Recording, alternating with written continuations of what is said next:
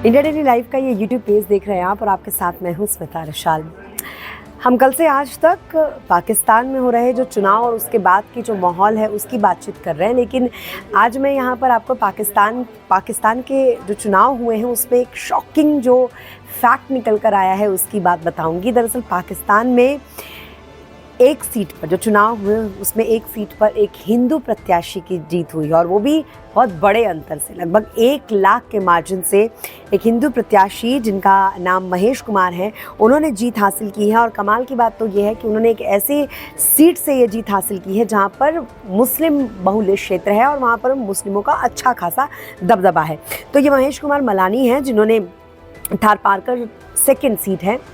यहाँ से जीत हासिल की। और आपको यहाँ पर ये बताते चले क्योंकि डिटेलिंग इसकी बड़ी अच्छी इन्होंने दी हुई है कि ये दरअसल सिंध का ये सबसे बड़ा ज़िला है, ये जो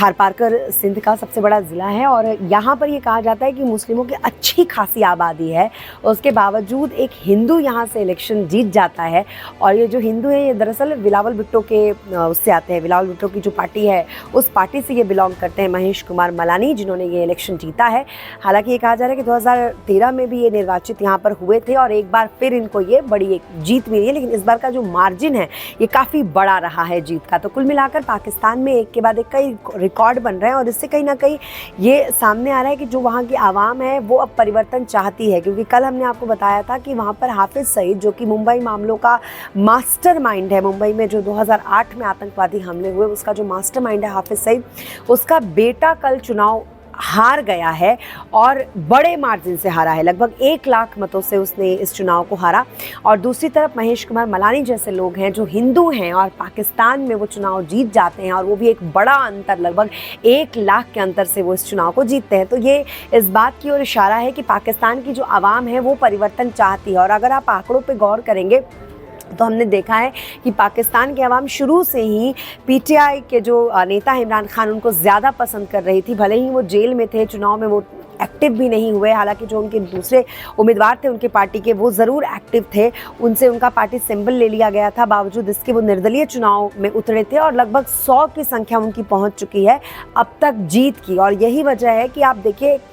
73 से 75 के बीच में नवाज शरीफ दिख रहे हैं, 100 अकेले एक बड़ा आंकड़ा लेकर पीटीआई के जो प्रमुख हैं इमरान खान वो बैठ गए हैं और दूसरी तरफ बिलावल भुट्टो भी रेस में हैं। तो कुल मिलाकर अब ये कहा जा रहा है कि पाकिस्तान में हो सकता है कि आगे आप त्रिशंकु एक सत्ता बनते हुए वहाँ पर देखें। लेकिन एक और फैक्ट है जो पाकिस्तान के बारे में बहुत चर्चित है, वो ये कि जब पाकिस्तान में ऐसी कुछ सिचुएशन होती है, यानी कि जब बहुमत का आंकड़ा किसी के पास नहीं होता है, सरकार बनाने की जो अनिश्चितता है वो बहुत ज़्यादा वहाँ पर बनी रहती है, तो फिर सेना